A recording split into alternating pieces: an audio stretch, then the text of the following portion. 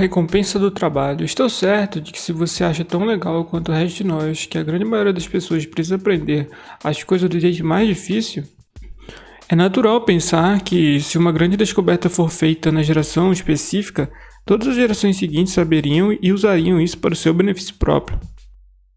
Mas muitas vezes esse não é o caso. É o caso com invenções e descobertas que afetam diretamente nossas vidas, mas frequentemente não é o caso com as grandes leis que determinam o curso de nossos destinos individuais. Uma vez, um grupo de trabalhadores foi contratado para trabalhar numa fazenda. Essas pessoas vieram de uma pequena e remota vila onde automóveis eram raros. Eles estavam aproveitando a experiência de serem transportados na garupa de um caminhão. Quando chegaram ao local onde pensaram que deveriam saltar, sem pensar, eles simplesmente pularam no caminhão em movimento. Felizmente, eles caíram numa terra macia e não numa avenida asfaltada, mas mesmo assim os resultados do seu método não convencionais ao desembarcar foram previsíveis. Eles ficaram rodando, girando, escorregando e derrapando na estrada de terra por uma certa distância, até que a gravidade e a fricção trabalharam juntas e finalmente eles pararam. Nenhum deles ficou seriamente ferido. Na verdade, quando o motorista aterrorizado chegou, eles estavam rindo ruidosamente da coisa toda. O motorista do caminhão explicar o incidente mais tarde, pôs a culpa no fato de que eles nunca teriam andado de caminhão antes. Parece essa a resposta mais óbvia, mas não era a resposta certa. O verdadeiro espetáculo de circo numa remota estrada do interior foi causado pela ignorância de uma lei. Uma lei que opera da mesma forma, seja com um caminhão, um barco, um avião ou qualquer outro corpo em movimento. Isaac Newton nos deu essa lei e assim, um corpo em movimento tende a se manter em movimento até que se choque contra uma força externa. Quando os trabalhadores saltaram do caminhão em movimento, eles estavam na mesma velocidade que o próprio caminhão. A força externa foi a gravidade que os puxou para baixo contra a estrada, ainda na mesma velocidade. E bem, você entendeu, eles foram machucados, confundidos, assustados e virados de cabeça para baixo por causa de uma ignorância a respeito de uma lei da física. Eles poderiam ter morrido. Ao redor do mundo existem milhões de pessoas confusas, assustadas e cujas vidas viraram de cabeça para baixo, porque elas não conhecem a principal lei que rege todo o funcionamento do universo, a lei da causa e efeito. Essa lei foi escrita milhares de vezes pela maioria das mentes que o mundo já produziu. E o seu resultado se manifestou de diversas formas para o nosso objetivo. Pode ser melhor colocado desta forma: nossas recompensas na vida sempre serão proporcionais ao nosso trabalho. É uma outra forma de dizer que você colhe o que você planta, e foi escrito de muitas formas em todas as linguagens existentes. Eu gosto de pensar a lei como uma grande balança.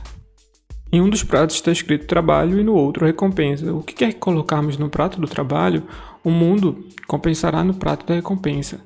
Se qualquer pessoa está infeliz com suas recompensas, ela deve analisar o seu trabalho.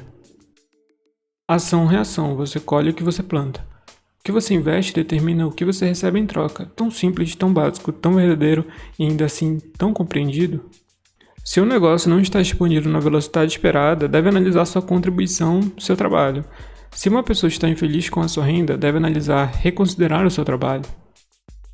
Nunca antes na história da humanidade os seres humanos foram tão interdependentes. É impossível viver sem servir aos outros. Assim como seria impossível viver se não houvesse outros nos servindo. E isso é bom. Quanto maior for essa interdependência, maior será o desenvolvimento humano. Todos buscamos recompensas e devemos entender que recompensas vêm em duas formas, tangíveis e intangíveis.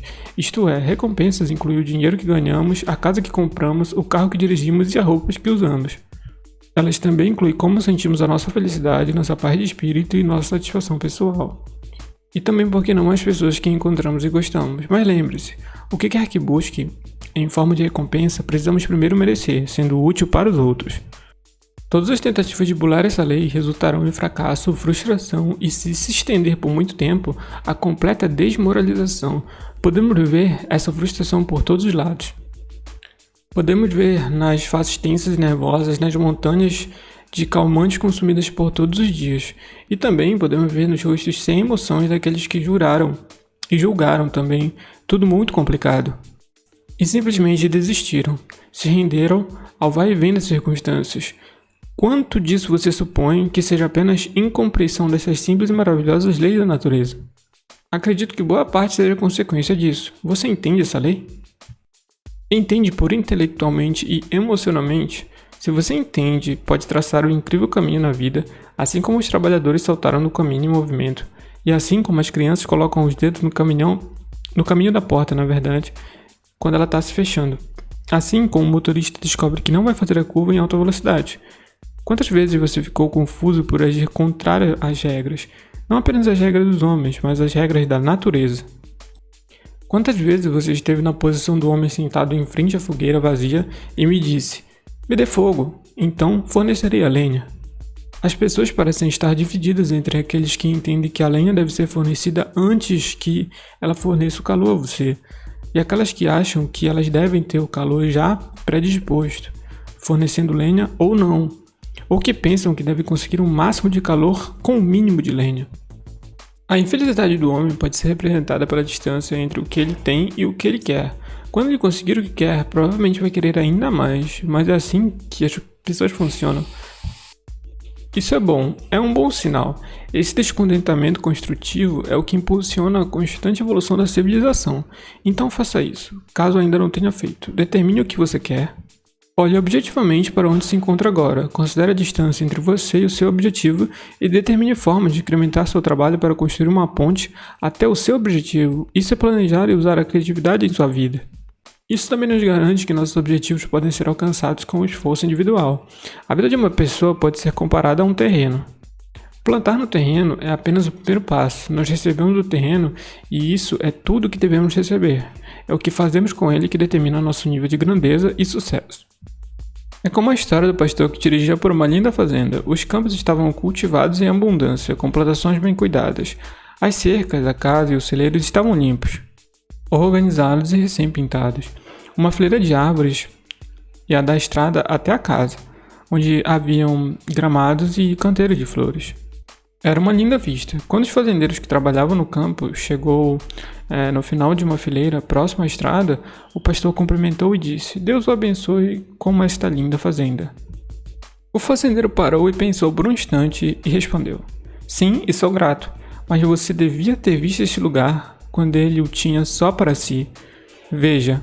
O fazendeiro entende que ele foi abençoado com uma boa fazenda, mas ele também sabe que o seu próprio amor e trabalho que o deixou no estado em que se encontra. Ao pensar em formas de incrementar o seu trabalho, leia livros sobre a sua área, leia sobre o que funcionou para os outros, mas ao mesmo tempo pense em formas originais e criativas de melhorar o seu serviço.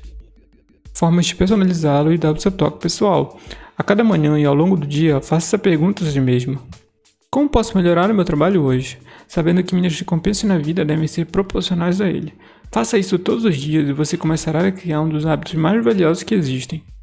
Horace Mann escreveu que se um homem procura grandeza, deixe-o esquecer da grandeza e procurar pela verdade, e ele os encontrará ambas.